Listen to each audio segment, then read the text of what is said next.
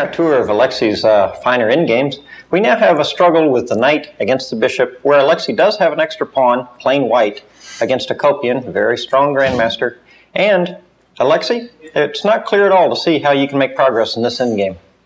Not at all. Actually, when the game was played, it was the second time control already. I thought, well, the position was just drawn. But it has been a long time ago that I learned that, I mean, if the position is drawn, but you don't risk, you have to try your chances until the very last moment, until you realize that there are no real practical chances. So, in this position, he has a very strong passed pawn on h2, and my knight is blocking it, but it also closes his bishop, so his bishop for the moment only has the square h1 and g2 to move. But the problem is that the extra pawn which I have on f3, if I move it, then his bishop will get active, and then the draw will be just very easy for him. So neither can I really move my king. So if I, for example, play king d4, he goes king f4, and then g3 attacking my knight. The same story can happen if I play king f2, he can play king e5, and then threatening king d4. So finally, the only possibility which I'm really left with is to move my pawn. But if I play a4, which is the most natural move here, he plays king e5, and I'm really in Zugzwang. The most I can do is now to play knight g4 check, and then if he plays king f5, just go back with my knight. So after king e5, it's just draw. But then I realized that talking about this position, if it's black's to move, then I have some additional chances. So in order to make this kind of small Zugzwang, I played a3 first. So he went king e5, and then I played a4. Well, it's not really a Zugzwang, because black still can hold a draw, but it's already less pleasant for black to play this same position, because now if he goes back with king on e5, I have very nice opportunity to play c5. So after b takes c5, a5. And it turns out that he cannot stop my passed pawn. If he plays king e5, I play b6. And after a takes b6, I play a6. And as I already said, that my knight controls his bishop, so now his king cannot catch my passed pawn. So in this position, it's clear that black has to do something else. And I think the easiest way to draw was to play king d6. So now threat of king c5 makes me almost forced to play king d4, and now some waiting move like bishop h1. And it turns out that I cannot make progress. This a5 is a bad idea, because although I got seemingly strong pawn on c5, but then he will have a passed pawn. If I move my king, he can always put his king to c5, so I think what I now have to do in this position is just to play something like f4, and then it will soon be draw, because his bishop gets active. In that case, then his king can come back, because now his bishop is able to control your passed pawn on that side. Exactly. I have to play then king f1, and although I'm not in danger to lose this position, but definitely I cannot make progress. Well, if I want to think about how not to get under danger, I can play c5, d takes c5, king c4, and still keeping his bishop here, and after this just to play a5, but then just change everything. So this will probably be a logical outcome of this game. Vladimir Akopyan thought in this moment that there was also the other way to make an easy draw, just to play bishop h1 immediately. Because he saw that if I play c5, he takes, and after a5 he plays king d6. But now I have one more idea to try, at least. I played knight g4 check. Well, for the moment, not really wanting anything, but if he plays like king e6, I may think about moving my king towards f2 and then g3, although it must be draw as well. Maybe after all, after king e6, I would just have to go back to h2. So, but he played king d6, and this allowed me this try, knight f2, attacking the bishop, so bishop g2.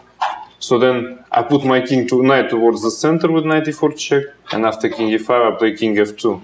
So now it's my king which actually keeps his bishop under control, and knight that supports my pawns with chances to promote them. Averbach calls this role change, where the knight, your king takes over blockading and restraining his pawn, and the knight goes to assist your queenside pawns. So this is a very important concept in in-games, right? Yeah, well, during the game I didn't know anything about Averbach, but I felt that this was my last winning try, so I went for it. And here he made a big mistake. I think the simplest way for him to draw was king f4, threatening to take the pawn, and after knight d2, bishop h1.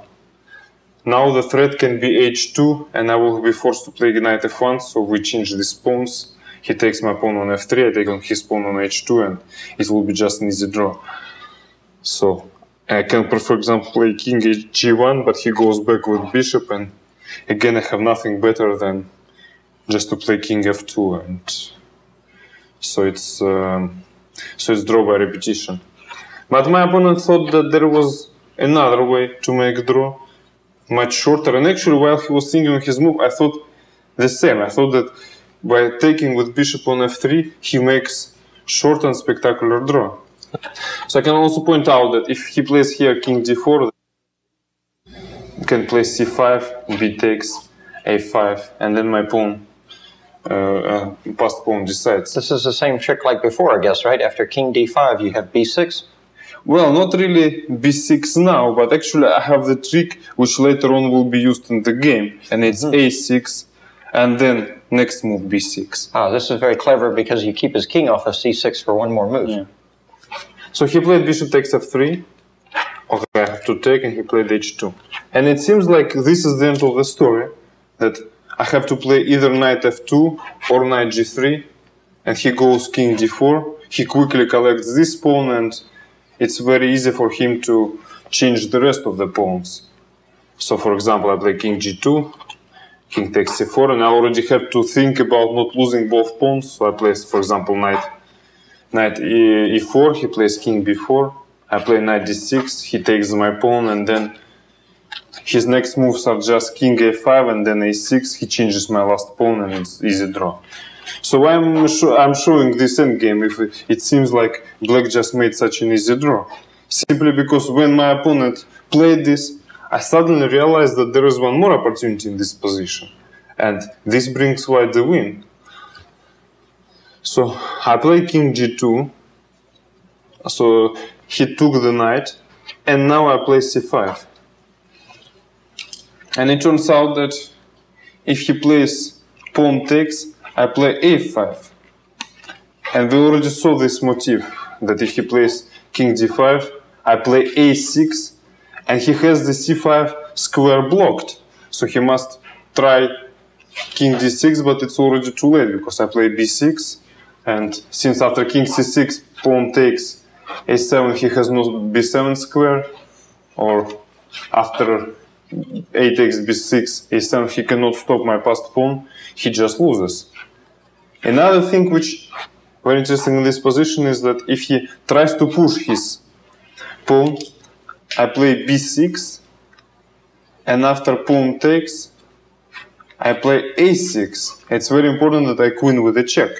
So he plays c3, a7, and after... So he queens check, right? Yeah. You take, and now he's only one square away, but he's too late, right? Yeah, because I queen with a check as well, and even this position, if he didn't have b6 pawn, would probably be drawn, because it's a theoretical draw with c2 pawn, that in the end, after many checks, we get this position, and black plays king a1, so I have to take the pawn, but it's stalemate. But since he does have this b6 pawn, he can never really play this idea, because he needs too many tempi to move and give up this pawn, and meanwhile I just come with a king. So we can just give the sample variation like this: king d3, I play, for example, I know, queen a3, king d2, I play queen b4, so he plays king d1, I play queen d4, king e2, queen c3, king d1, queen d3, king c1, and then I start moving my king towards Well, this is a well-known theoretical win. Yeah. So this would be theoretical draw without this pawn, but with this pawn it's an easy win. But this is a very nice ending because you combine several nice little motifs and they all work together like a composition in order to finally score the full point. Yeah, unfortunately, this was a good composition, but unfortunately this was not the study because in fact he had the opportunities for rather easy draw, but he didn't realize that if he plays like this, I have a study like win, and study like win counted for more. So let me just finish the game. After c5, he saw that b takes c5 was losing, so he played king d5, I played c6, he played king d6, and I took this pawn. And, well, he made some moves with his king, so he let my king come over. And here he resigned because he saw that the pawn endgame is easily won by me. So even if he plays like this, I play king d6. And, for example, I would have serious difficulties to win this position even if the pawn was like this.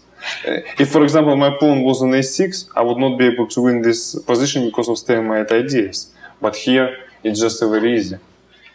c7, king c8, king c6, and he has to move his pawn. So I can just take this pawn and win.